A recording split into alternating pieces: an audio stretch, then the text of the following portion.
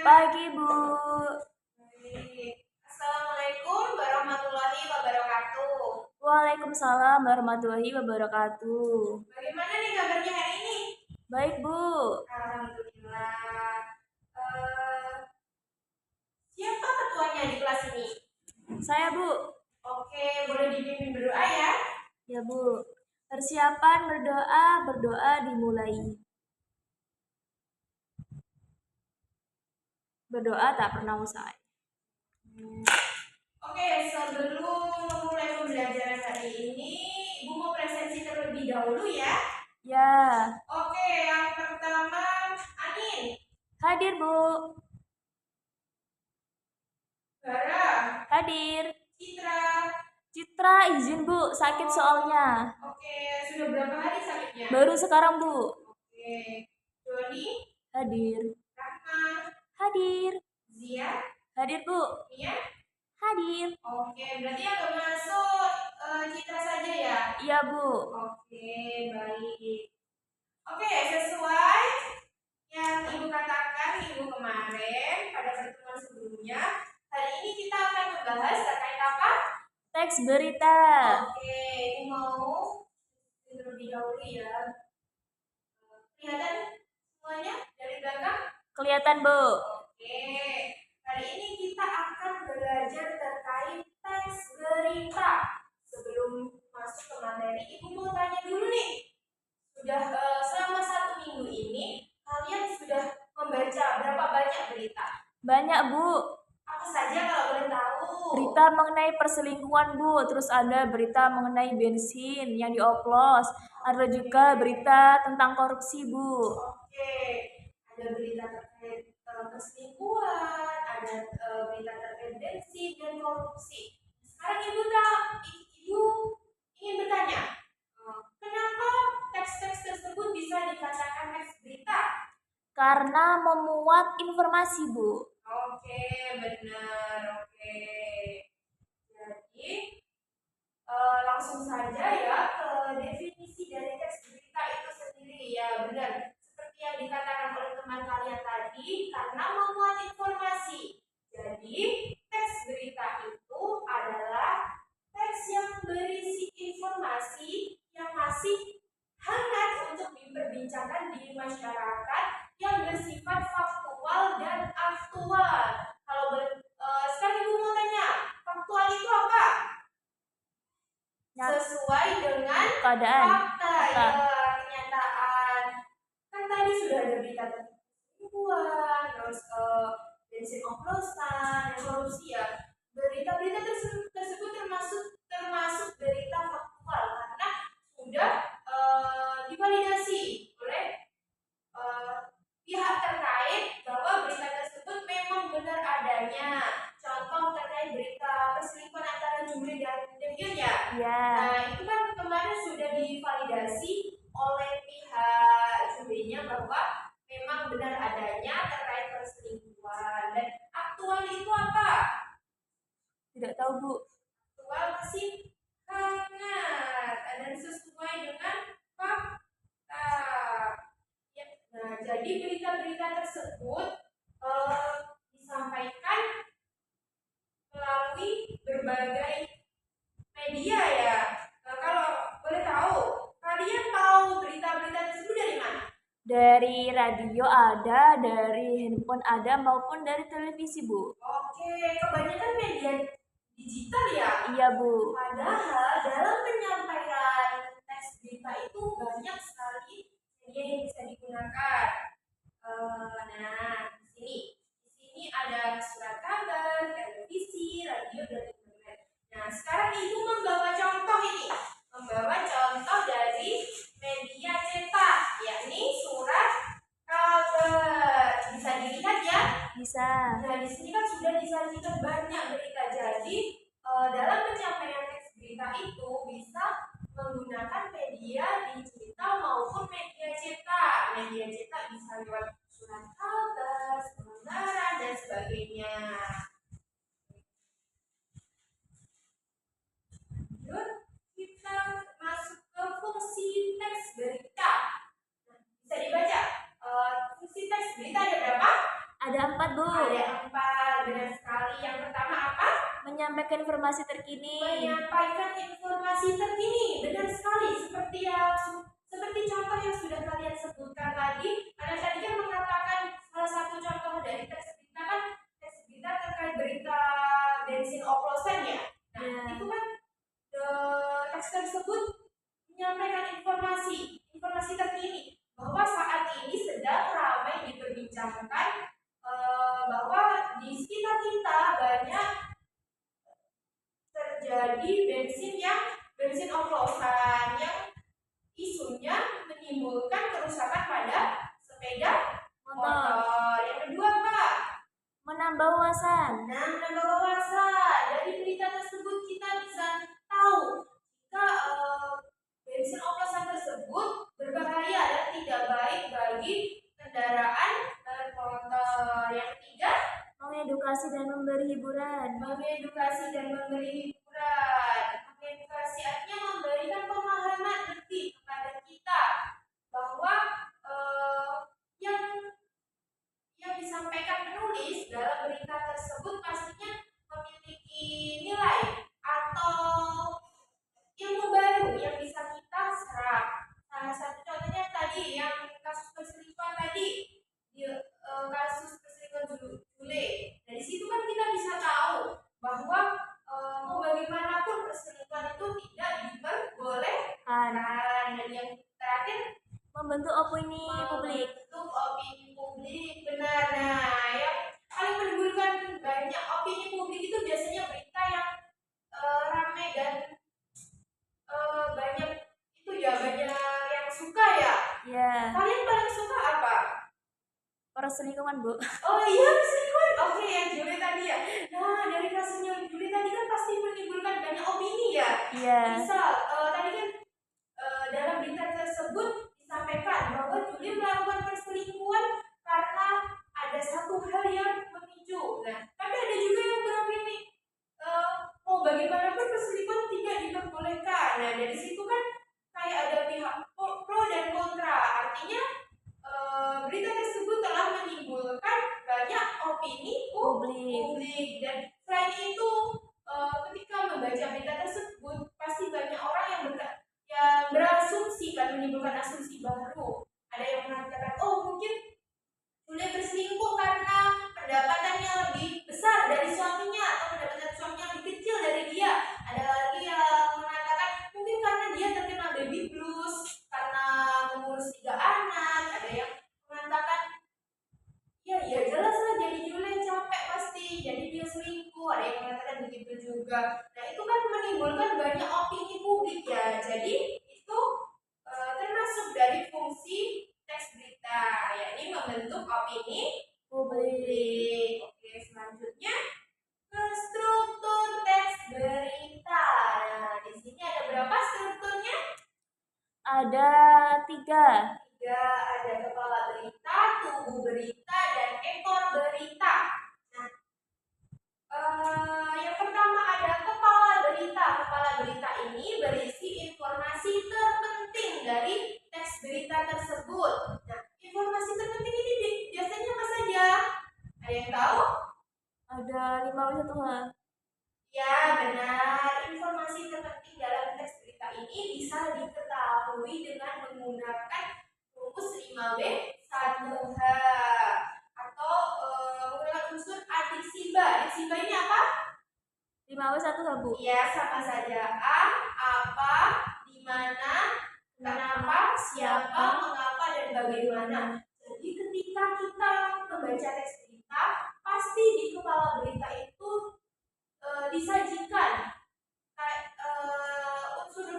unsur 5W1H tersebut. Misal apa yang terjadi di antara hubungan keluarga Jure dan Deyon. Nah, nanti kan dijelaskan itu apa yang terjadi. Contohnya diduga mulai bulan lalu hubungan Deyon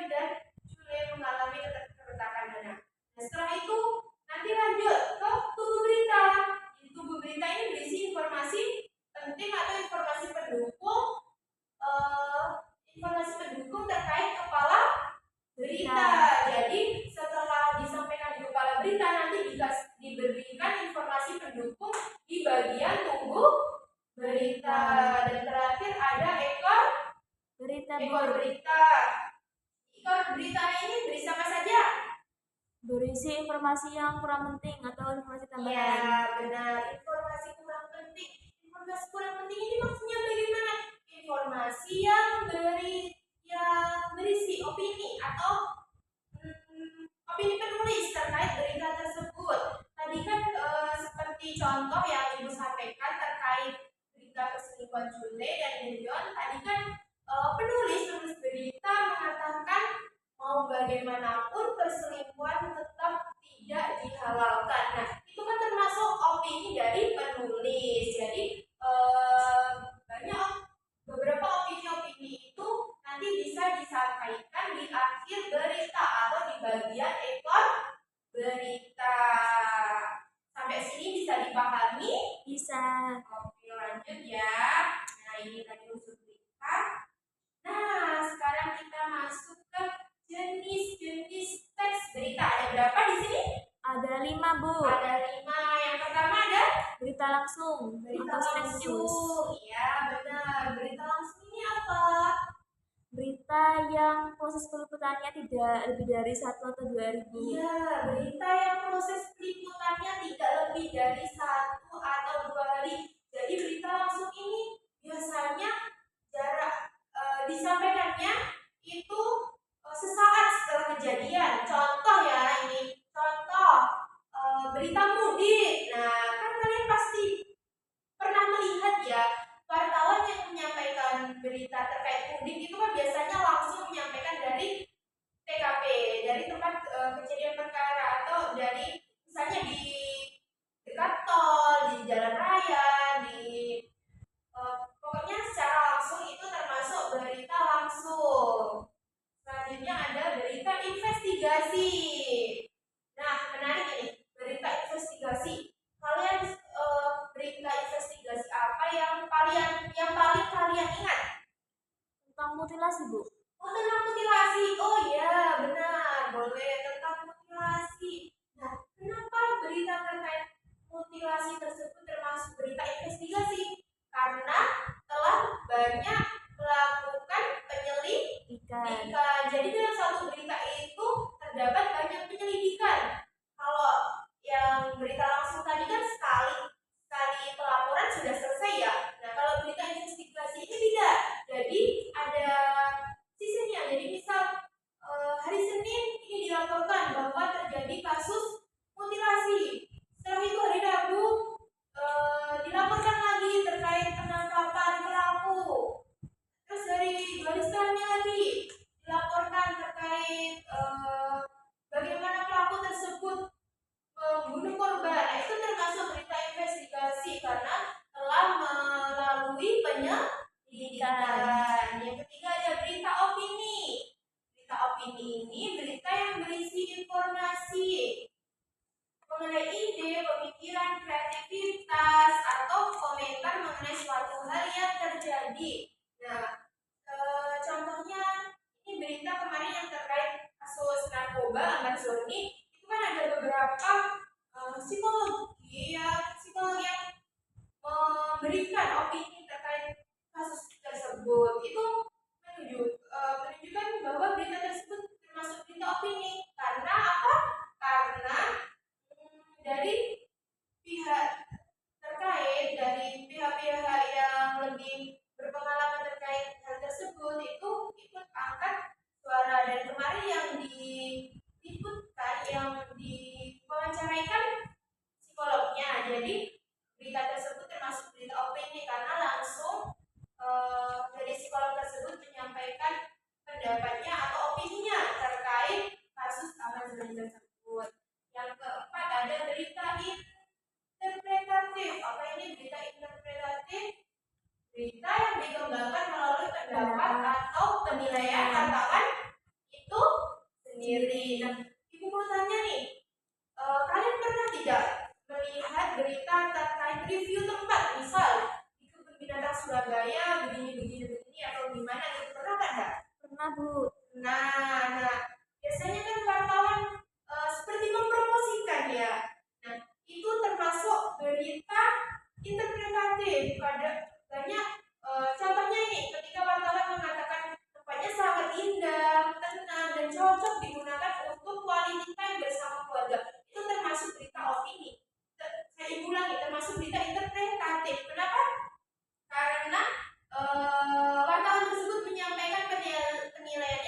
terkait berita yang diliput. disampaikan ya diliput. Dan yang terakhir ada berita mendalam, yakni berita yang memerlukan pengembangan secara mendalam terkait suatu peristiwa, misal terkait kasus tambang kemarin, tambang ilegal. Nah, itu kan didatangkan langsung pakar atau ahlinya dan diwawancarai bagaimana awal mula proses tambang ilegal tersebut. Nah, itu termasuk berita mendalam karena melalui pengembangan secara mendalam terkait suatu peristiwa. Nah, dari materi yang Ibu sampaikan tadi, ada yang ingin ditanyakan? Ada, Bu. Oke, apa? Saya mau tanya mengenai struktur berita, Bu. Oke, struktur berita. Boleh, gimana? Nah, dalam penulisan teks berita itu apakah kita harus berurutan, Bu, dari kepala, tubuh, ekornya, atau bisa diacak, Bu, susunannya? Oke, bagus sekali pertanyaannya. Untuk penulisan teks berita, apa harus runtut strukturnya ya? Ya. Itu ya benar harus runtut. Kenapa harus runtut? Karena dengan memperhatikan struktur ini, berita tersebut akan tersaji secara sistematis. Nah, bayangkan jika tidak runtut, misal tubuhnya dulu, setelah itu ekor atau kepala. Contoh nih, penulis menyampaikan terkait opininya terlebih dahulu, setelah itu baru disajikan fakta, baru setelah itu diberikan informasi tambahan. Nah, itu kan jadinya rancu ya susunannya. Nah, jadi dalam penulisan teks berita itu harus runtut ya. Oke, bisa dipahami? Bisa, Bu. Oke, sekarang masuk ke ayo berpendapat. Ibu akan menayangkan video, nanti kalian cermati dan kalian pahami. Kita akan berdiskusi sebentar ya. Ya, Bu. Oke.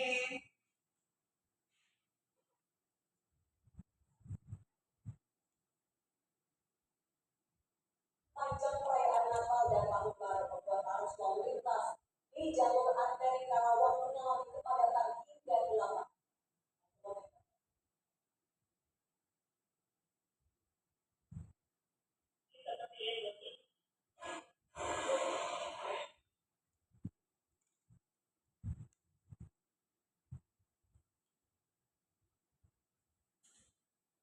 Oke, sudah disimak ya tadi videonya dari awal sampai akhir? Iya, Bu, sudah. Oke, sekarang Ibu ingin bertanya. Tadi kan Ibu sudah menyampaikan berita ya, sudah menunjukkan video terkait berita. Dari berita yang kalian lihat tadi, informasi apa yang kalian dapat? Itu, Bu, arus mudik membuat jalan menjadi macet. Oke, arus mudik membuat jalan macet. Arus mudiknya tadi di daerah mana? Di daerah dulu, Pak, Bu. Semarang, ya. Terus ada lagi informasi yang disampaikan tadi? Oke, sudah. Oke, sekarang lanjut ya. Nah, ayo mengidentifikasi struktur teks berita. Nah, nanti diperhatikan baik-baik teks berita yang Ibu tunjukkan. Habis itu dicatat bagian-bagian pentingnya. Dicatat berdasarkan apa tadi? Unsur apa? Unsur 5W11. Sip, unsur 5W1H. Setelah itu diidentifikasi teks berita tersebut dengan memperhatikan strukturnya ya. Oke? Oke, ini Ya, Ibu Bu. tunjukkan. Dibaca ya. Ini berita yang hangat terkait 5 fakta fenomena motor mogok. Nah, ini Bu bagikan LKPD-nya ya. Ya, Bu. Bagikan LKPD-nya.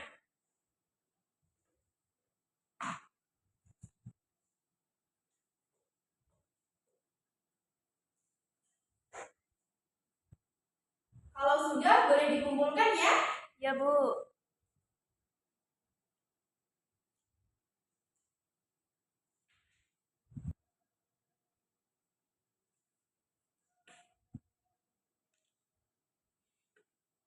Sudah, Bu. Oh iya, boleh dikumpulkan. Wah, terima kasih. Oke, sudah semua ya? Sudah. Oke. sudah semua dan Ibu lihat waktunya sudah mau habis ya. Jadi oke, kita masuk ke kesimpulan. Jadi teks berita ini apa? Teks berita adalah teks yang memuat informasi-informasi penting, Bu. Ya, teks yang memuat informasi penting yang terdiri dari yang yang bersifat faktual dan aktual dan mengenai suatu peristiwa atau isu yang disampaikan kepada masyarakat melalui media. Perlu diingat dalam teks berita ini terkandung struktur ada 3 tadi strukturnya apa? Kepala berita, tubuh berita, dan ekor berita. Oke, bisa dipahami? Bisa. Oke, karena pembelajaran hari ini sudah selesai, Ibu mau menutup pembelajaran. Tapi sebelum itu Ibu mau menyampaikan ya, untuk minggu depan tugas kita membuat infografis dari informasi yang kita anak identifikasi tadi.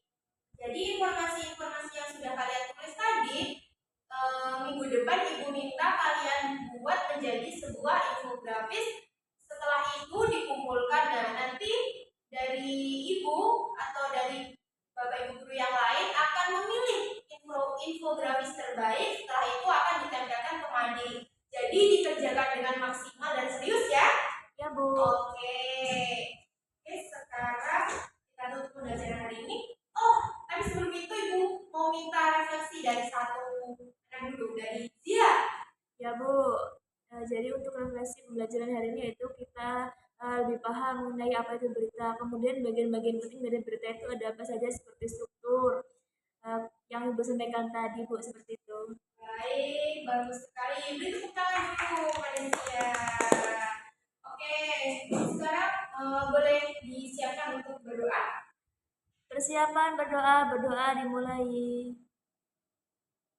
Berdoa tak pernah usai. Oke, Ibu tutup ya pembelajaran hari ini. Sekian pembelajaran hari ini. Semoga bermanfaat. Wassalamualaikum warahmatullahi wabarakatuh. Waalaikumsalam warahmatullahi wabarakatuh.